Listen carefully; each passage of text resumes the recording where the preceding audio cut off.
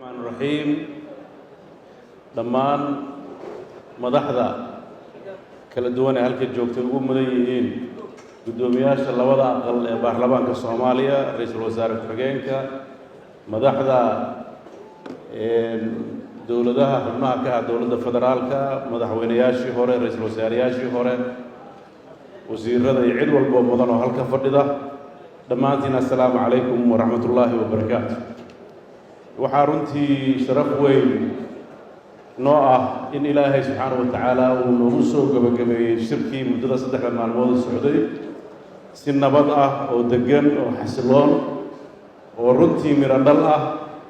marka la fiiriyo sida looga qayb galay marka la fiiriyo sida talada iyo ra'yiga loo dhiibtay iyo gunaanadkii halkii laga akhriyay warmurtiyeedka ahaa oo soo koobay muddadii 3 beri ahayd shaqooyinkii la qabtay oo runtii ah dhaxal Soomaaliyeed waan uga mahadcelinayaa heritage iyo tiimamkii la shaqeeyay waxaan si gaar ah maanta halka rabaa hortiin inaan uga bandnoqo mas'uuliyiinta dawladda Puntland heerarkeeda kala duwan wasiiro saraakiil ciidamo dhalinyaro iyo shacab iyo dadweyne madax hore iyo madax haddaaba sida mugale ay uga qayb qaateen in uu shirkan hirgalo oo culayska intaa la igu qaadeen waxaan si gaara ugu mahadcelinayaa guddigii amniga oo wasiirka amniga uu hogaaminayay saraakiisha ciidamada ee xukuma iyo gaar ahaan ciidamada qalabka sida ee Puntland oo runtii hirgeliyay in si ammaan ah shirkan u qabsoomo oo weliba lagu damaashaado hareeraha iyo daafaha magaalada habeen iyo maalin saq dhexe oo dadku si xorriyada ay maaragtay ugu soconayeen Puntland waxaa runtii mudan yihiin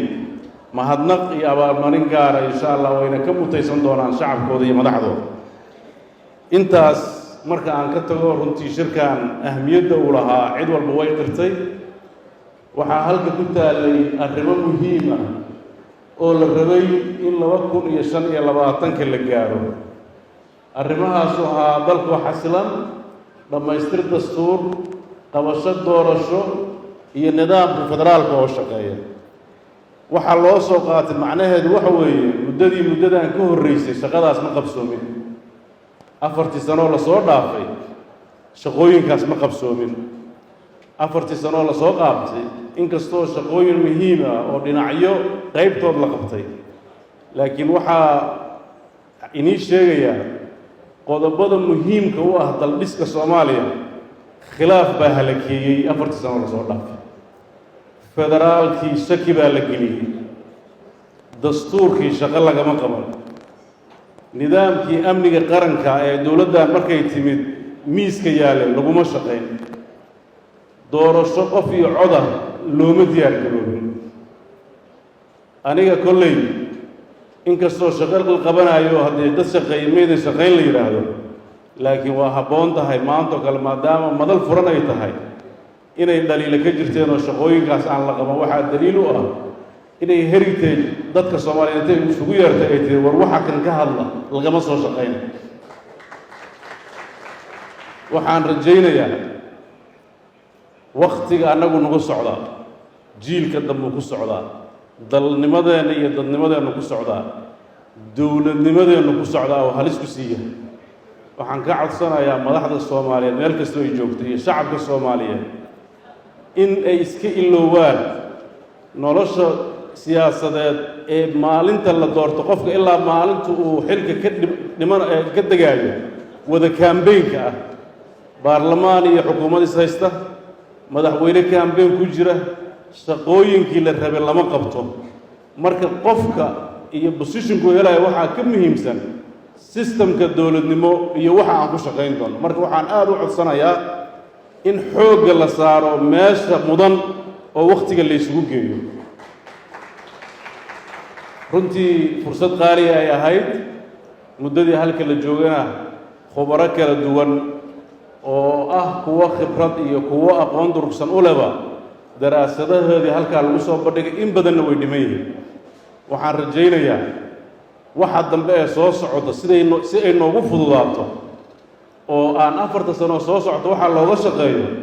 waxaan u baahanahay doorashada hadda kaabiga nagu haysa ee ka horeysay mawduucan iyadoo la heshiis laga yahay in maanta la qabto ay ahayd oo hadda weli hor joogta waxaan rajaynayaa doorashadaas inay noogu dhacdo si la ogol yahay runtii heshiiskii 17 September oo muddada laga soo shaqeynayay wuxuu u yahay maanta gudhig fiican oo la ogol yahay waxyaabaha laga tabanayo oo tuhunka keenayo oo runtii sidaa uu sheegay barnaamijyada guuleed 2016 anigu tartamayaasha ku jiray afarta hore kuma jiray laakiin kuwa markaas ciyaarta soo bilaabayaan laakiin rajaan qabay haddii odayaashii waaweynaa rajabeel ku dhacaan hadda oo ayaantaas safka hore ku jiray doorashadaas inay mugdi ku jirto cid baa shaki uga jirta horta marka doorashada xoogaa mugmadow baa ku jira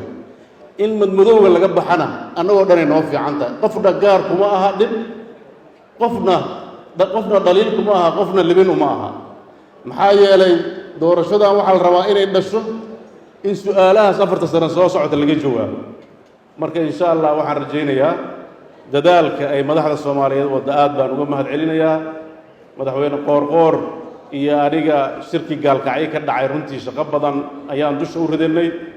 meel fiican bay maraysaa oo shirarkan halka ka socda fursad kale aan uga faa'iideysanayo habeen iyo maalinba shirar kala socda oo la isu soo dhaweynayo waxaan rajo weyn ku qabnaa in annaga oo dawladii ah oo labadeedii leeyar dawladda ah iyo dadka doorashada ku jira oo mid wada ah oo Soomaali ah inaan isqancino oo niraahno sidan aan wax ku galno sidaana laga badin waaye oo dadka musharaxiintana ay naga aqbalaan dadka dawladda ana naftirkooda iyagu kaliya legitimacy wala waa wada shirayaan laakiin ay eegaan dadka kale waxay ku qanci karaan ruuxadooda oo labada darafba wax qanaaco ka imaan karo oo laga wada hadlo oo heshiis laga yahay inay soo baxdo dabcan marar hore badan waan ku baaqay shirar ku inay bataan waa muhiim waxaan halka ka codsanayaa madaxweynaha jamhuuriyadda federaalka iyo ra'iisul wasaaraha in la isugu yimaado shirkii 17 September lagu heshiiyo kale mar labaad hadduu garow ka dhacayana gogosha diyaar baa u nahay haddii meel kale uu ka dhacayana inaan tagnaan diyaar u nahay laakiin waa in la xalliyaa waxa taagan iyadoo waxaas taagan yihiin indhaha lama qarsan karo horena looma socon karo waa xaqiiq jirta waxaan kaloo aan ka codsanayaa shacabka Soomaaliyeed meel kasta ay joogaan inaan fidno colaadeed la kicin waxa la isku hayo waa doorashaduna waa wax sanduuq lagu rido kaambeynkuna waa hadal qori boos ma bannaan saan filaayo markaan waxaan qabaa qoryaha waaweyn in la iska dhigaan aad u rajaynayaa dadku hadal buu ku kala bogan karaa nin soo hadlaaya hadda lama hareer mari karo nin iska tagi maayo madaxda qaybtoodna waxaan u sheegayaa qofka ruuxadiisa yaan la kalifin oo mar inay bahashu qaraxdo waa suuragale halkaasna yaan la isgaarsiin oo la isu turo oo dadka iyo dalka ha loo turo wixii hadal lagu dhamayn kara aan hadal ku dhamayno insha Allah waxaan rajaynayaa doorasho wanaagsan oo la isaga qanacsan yahay inay dhacdo shacabka Soomaaliyeed meel kasta ay joogaan kalsooni duwa si liidata oo waa u garaabeynaa laakiin ogaada dadka badana marmar la yiraahdo doorashadu lugtu ku dhagan yahay laakiin hal mid aan u sheegaya dadka Soomaaliyeed iyo dadka reer Puntland waxaan fahamsanaa aniga 4 sano soo socoto in qodobadan masiiriga ah laga hadli doono oo meel la isla dhigi doono marka doorasho aanan 4 qodob ka shaqeynayn haddaan ogolaado hadhow ma dhihi karo dastuurka hala dhameeyo federaalka ha laga shaqeeyo marka waxa laga hadlayo waa danta Soomaali meel kasta ay joogto oo isku dabran ama Soomaali ee Puntland ha joogto ama Hirshabeelle ha joogto ama dibadaha ha jiraan ama kuwa dhalan doona ha noqdaan aan hadda dunida joogin marka dantaas oo dhan aan ka wada shaqeyno ha la isku dulqaato dabeecadaha siyaasaddu ay leedahay dadka ka shaqeeya kaliya fahmi kara laakiin dadka shacabka ee banaanka jooga wanaaga jecel ilaahay baa inay baday Soomaaliya burbursan inaad dhalataan dulqaad muujiya waa laga baxayaa waa maasantii